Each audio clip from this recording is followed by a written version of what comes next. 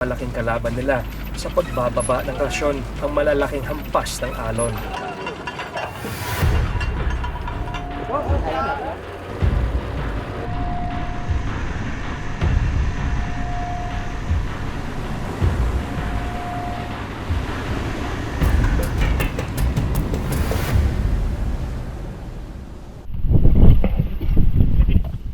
Kasabay ng pagre-resupply ng gamit at pagpapalit ng mga sundalo, ini-inspeksyon din ang mga gamit at pasilidad ng istasyon sa isla. Ngayon, nag-inspect ako ng current condition ng facility, ano yung mga dapat improve and dapat i-repair dito sa Kota Station.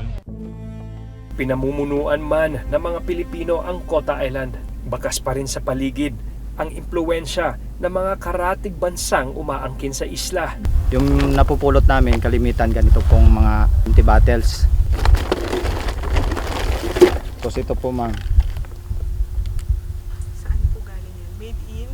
Made in?